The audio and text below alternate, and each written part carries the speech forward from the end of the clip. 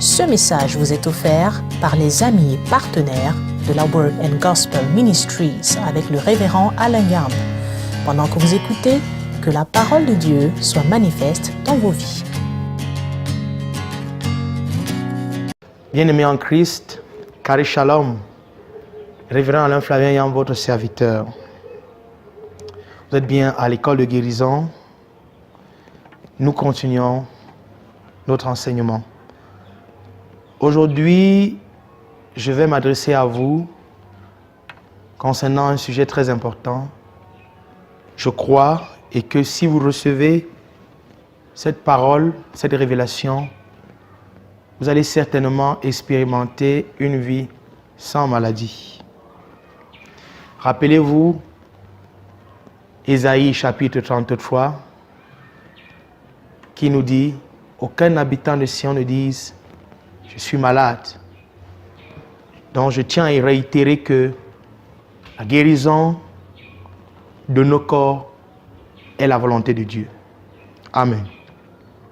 Romains chapitre 6 au verset 14. Il est écrit, version King James, car le péché n'aura pas de domination sur vous, parce que vous n'êtes pas sous la loi, mais sous la grâce. Le thème de mon message aujourd'hui dans cette école de guérison, c'est la loi n'aura plus de pouvoir sur vous. Ce passage de Romains chapitre 6 est clair. Car le péché n'aura pas domination sur vous. Parce que vous n'êtes pas sous la loi, mais sous la grâce. Un homme qui reconnaît la dispensation de la grâce domine le péché. Donc le meilleur moyen de dominer ce péché, c'est de reconnaître que nous sommes sous la dispensation de la grâce et non sous la dispensation de la loi. La version Way anglaise dit non, le péché n'aura plus de seigneurie sur vous, car vous n'êtes plus maintenant sujet de la loi, maintenant vous êtes sujet du royaume de la grâce. Vous n'êtes plus sujet de la loi, vous êtes maintenant sujet du royaume de la grâce. Donc, bien aimé, reconnaître que nous sommes sous la grâce et non sous la loi nous donnera le pouvoir sur le péché. Pour avoir la domination sur le péché, il faut reconnaître que vous êtes sous la grâce et non sous la loi. La raison pour laquelle le péché domine encore beaucoup de chrétiens en Christ aujourd'hui, c'est qu'ils possèdent encore la conscience selon laquelle ils sont sous la loi de Moïse. Et lorsque je parle de la loi de Moïse, je ne fais pas uniquement référence à la loi cérémonielle, mais je fais référence ici aussi aux 10 commandements.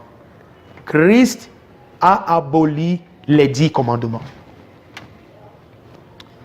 Cela pourra choquer certains d'entre vous. Merci Seigneur Jésus-Christ. Romains chapitre 10 au verset 4, la Bible déclare, car Christ est la fin de la loi, pour la justification de tous ceux qui croient. Christ est la fin de la loi. Romains chapitre 10 au verset 4 nous dit clairement que Christ est la fin de la loi. Pour justifier tous ceux qui croient. Alors, lorsque nous croyons en Jésus-Christ, nous sommes justifiés par l'œuvre de Jésus-Christ et nous ne sommes plus soumis à ce pédagogue qu'est la loi. Merci Seigneur Jésus. Une autre version anglaise dit, en effet, Christ est l'accomplissement de toutes choses dans le règne entier de la loi pour la justification de chaque individu qui croit en lui.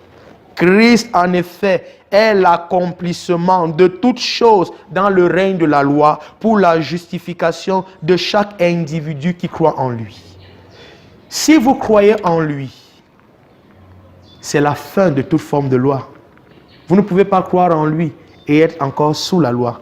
C'est ce que la parole nous annonce. Et c'est ça que l'apôtre Paul annonce tout au long de son ministère. Paul annonce que Christ est la fin de la loi. La manifestation de Christ dans la chair est la terminaison de toute loi. Car si son œuvre n'a pas clôturé la loi, alors son œuvre n'est pas parfaite. Jésus-Christ est apparu afin que la loi soit accomplie pour que nous, en Christ, qu'elle soit abolie. Merci Seigneur Jésus-Christ. La loi de Moïse ne pouvait pas rendre un homme juste.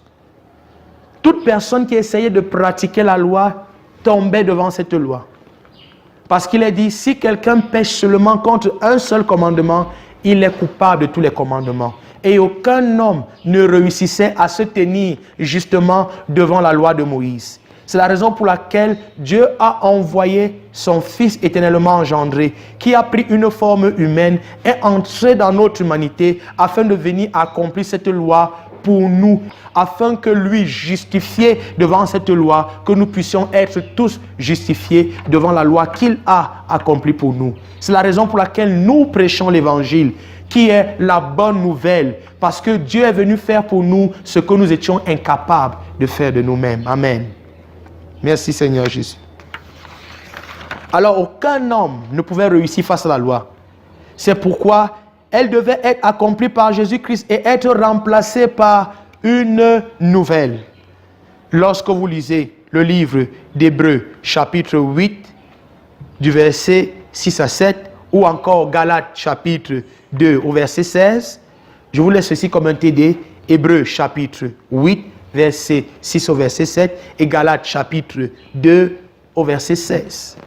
Paul dit dans Galates, aucun homme ne peut être justifié, aucune chair ne sera justifiée par les œuvres de la loi.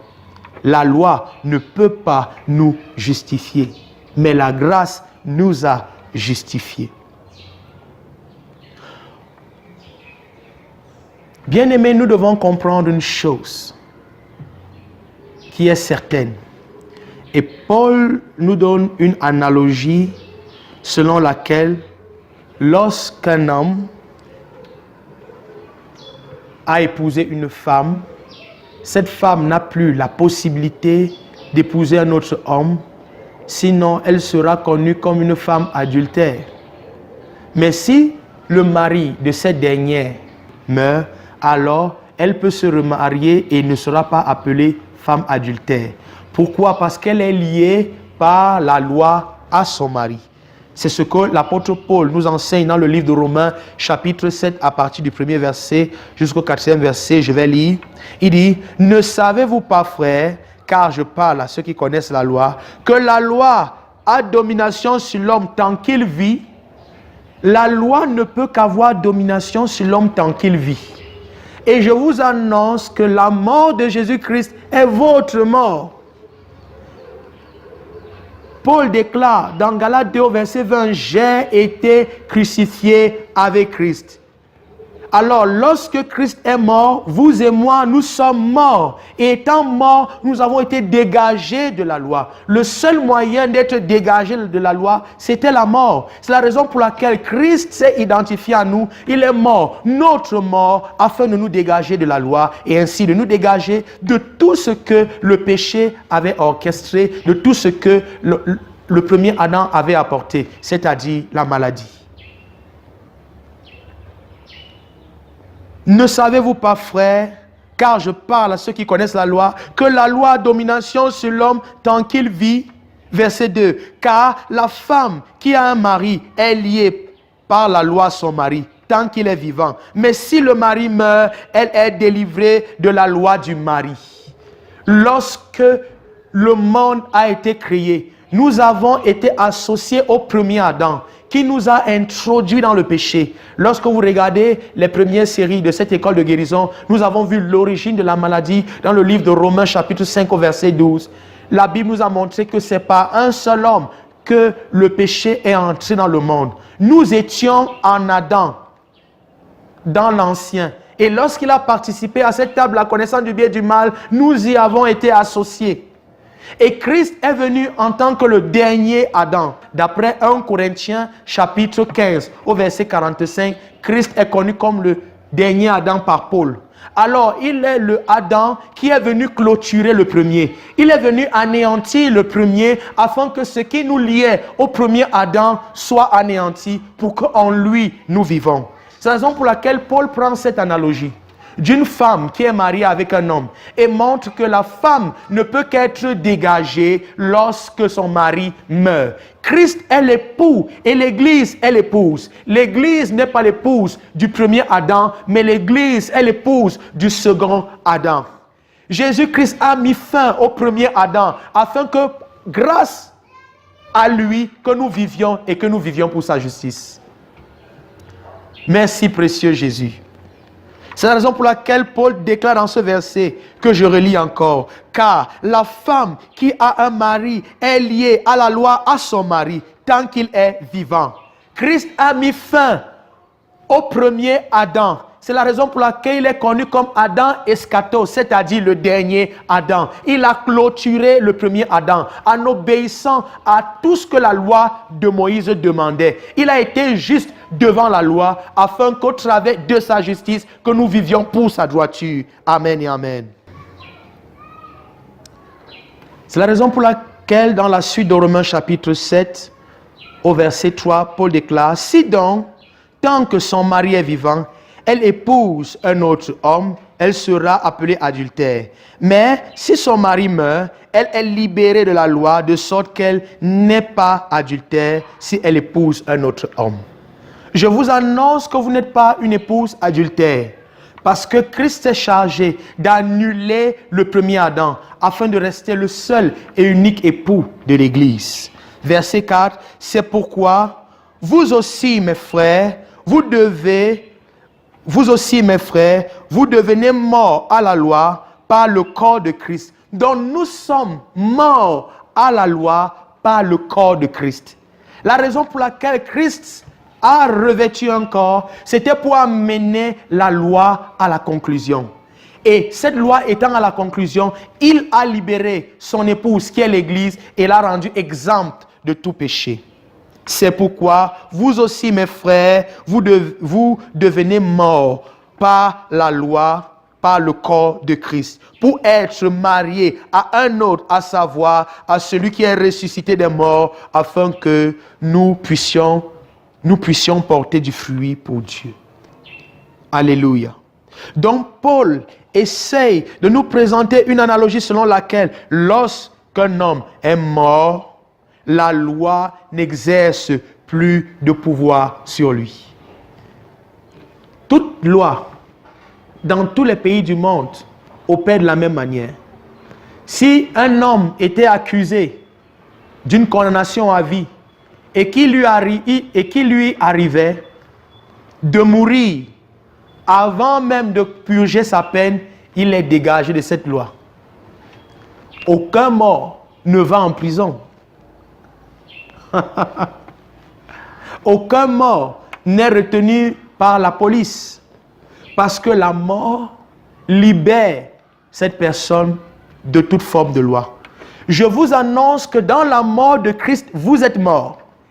Et cela a annulé le péché. Cela a annulé la maladie et cela a annulé même la mort. Puisqu'il est revenu d'entre les morts, nous sommes ressuscités avec lui. Alors maintenant que Jésus-Christ est mort à la croix en tant que le dernier Adam, nous avons été délivrés de ce premier mariage pour entrer dans le second mariage qui est Christ en nous. Dans ce nouveau mariage, nous sommes libres de l'ancien et nous pouvons retrouver la guérison. Celui qui vit en vous vous apporte la guérison. L'ancien a apporté la maladie, celui qui vit en vous a apporté la guérison. Alléluia. Galates chapitre 3 au verset 19, il est écrit: à quoi donc sert la loi? Elle a été ajoutée à cause des transgressions jusqu'à ce que vienne la semence à laquelle la promesse avait été faite. Elle a été ordonnée par des anges, par la main d'un médiateur. Dont la loi a été donnée jusqu'à ce que vint le Christ. Christ, d'après Romains chapitre 10 au verset 4, est dans la fin de toute la loi. La loi n'a jamais été donnée par Dieu pour être éternelle. La loi avait une fin. C'est ce que la Bible nous révèle dans Galates chapitre 3 au verset 19. Elle a été ajoutée à cause des transgressions jusqu'à ce que vienne la semence à laquelle la promesse avait été faite, c'est-à-dire Jésus. Donc la loi a été donnée par des anges suite à cause des transgressions des hommes qui avaient été contaminés par leur ancêtre commun qui était Adam. Donc la loi n'a pas été directement donnée à Moïse par Dieu. Cela montre que Dieu avait un plan spécifique qui était d'annuler la loi par le corps de Christ. Amen. Donc la loi avait une période de validité. La loi n'a pas été donnée pour demeurer, mais elle avait une période où elle devait être valide et il y a quelqu'un qui devait la rendre invalide, le Christ dans son corps. Lorsqu'il a été cloué à la croix, il a rendu la loi invalide et tout ce qui vous condamnait dans la loi a été révoqué. Voilà pourquoi je vous annonce la guérison dans le nom de Jésus-Christ. Quelles que soient vos faiblesses, quelles que soient vos infirmités, quels que soient vos manquements, Jésus-Christ se tient pour vous. L'évangile n'est pas une annonce de votre perfection, mais l'évangile est une annonce de la perfection de Christ qui vit en vous. Merci Seigneur Jésus. Je ne viens pas vous annoncer ce que vous devez faire pour retrouver la guérison, mais je viens vous annoncer ce que Christ a accompli pour que vous soyez guéris maintenant pendant que je vous parle, dans le nom glorieux de Jésus. Puisqu'il n'est pas celui-là qui vous condamne, je déclare dans le nom souverain de Jésus-Christ que vous vous levez maintenant et que vous sortez de ce rayon de maladie dans le nom puissant de Jésus-Christ. Car celui que le Fils a franchi est réellement libre. Christ est celui-là qui nous a affranchis. Christ est celui-là qui nous a libérés. Christ est celui-là qui a ôté la loi. La plupart du temps, beaucoup vous restez malades parce que vous pensez que Dieu est en colère contre vous à cause d'un péché X ou Y. Mais je viens vous annoncer que ce qui mettait l'inimitié entre Dieu et les hommes a été ôté par le corps de Jésus-Christ, par son unique sacrifice à la croix. Jésus-Christ nous a réconciliés avec Dieu au travers de la croix. C'est la raison pour laquelle 2 Corinthiens chapitre 5 à partir du verset 19 nous annonce que Dieu était en Christ réconciliant le monde avec lui-même, car il a mis en nous la parole de la réconciliation. Je vous annonce que vous êtes réconciliés avec Dieu. Et puisque vous êtes réconciliés avec Dieu, vous n'avez plus de raison de rester malade. Levez-vous et soyez guéris au nom de Jésus. Puisqu'il vous a pardonné, il vous a restauré. Que ton corps réponde maintenant à cette vie. Que ton corps réponde maintenant à cette vie. Dans le nom puissant de Jésus. Quelle que soit la maladie, quelle que soit l'infirmité, quel que soit ce qui était gâté, je t'annonce que tu es pardonné. Et puisque tu es pardonné, la guérison suit maintenant que je te parle dans le nom puissant de Jésus-Christ. Recevez la guérison dans vos corps. Recevez la guérison dans vos pensées. Recevez la guérison dans votre esprit dans le nom puissant de Jésus-Christ. Parce qu'il vous a libéré. Il vous a racheté. Son œuvre est parfaite, complète et totale pour vous. Il n'y a plus de condamnation pour ceux qui sont en Christ Jésus. Romains 8 au verset 1 dit, il n'y a donc maintenant que je vous parle, il n'y a donc plus aucune condamnation contre vos vies. Car celui que le Fils a franchi est réellement libre. Soyez guéris au nom de Jésus. Puisque vous êtes pardonnés, soyez guéris au nom de Jésus, puisqu'il vous a racheté. Que rien ne vous maintienne dans la captivité, que rien ne vous retienne dans la maladie, puisqu'il vous a guéri, puisqu'il a annulé l'acte dont les ordonnances nous condamnaient et qui subsistait contre nous en le clouant à la croix. Là, ce jour, vous avez été libérés. Là, ce jour, vous avez été guéris. Là, ce jour, vous avez été pardonnés. Rien ne peut plus vous accuser, ni la mort, ni la vie, ni les choses présentes, ni les choses à venir. Rien de cela ne pourra vous séparer de l'amour de Dieu manifesté en Christ Jésus. Son amour surpasse votre péché. Son amour surpasse vos faiblesses. Son œuvre surpasse vos œuvres. C'est la raison pour laquelle je vous annonce l'œuvre parfaite de Christ qui surpasse vos œuvres. C'est pour ça que j'annonce la guérison dans votre esprit, âme et corps, maintenant dans le nom glorieux de Jésus. Bien-aimé, tu vas faire quelque chose après moi. Tu vas simplement imposer les mains sur la partie de ton corps qui est malade. Et pendant que j'étends ma main vers toi, la guérison coule. Père, je te rends grâce pour mon frère et ma soeur en Christ. Merci parce que ta parole révèle qu'il n'y a donc maintenant aucune condamnation pour ceux qui sont en Christ. Ta parole révèle que Christ est la fin de la loi pour justifier tous ceux qui croient. Merci parce que ta parole a révélé que celui que le Fils a franchi est réellement libre. Merci parce que tu nous as dégagés de ce premier mariage et tu nous as introduits dans le mariage de la gloire. Je prie dans mon Père que là où la douleur était cachée, là où la douleur était placée, nous déclarons qu'un miracle survienne maintenant dans le nom glorieux de Jésus-Christ. Nous appelons la guérison dans le corps du frère. Nous appelons la guérison dans le corps de la sœur. Quelle que soit la maladie, quelle que soit l'infirmité, quelle que soit l'origine, nous déclarons la guérison maintenant dans le nom glorieux de Jésus. Nous déclarons la délivrance. Nous déclarons la libération de ce mal. Nous déclarons la libération complète et totale dans le nom de Jésus-Christ. Allez croissant dans votre guérison parce que vous êtes pardonnés et forcément vous êtes guéris. Demeurez dans la guérison que Jésus-Christ vous a apportée car cela vous appartient. Amen et amen.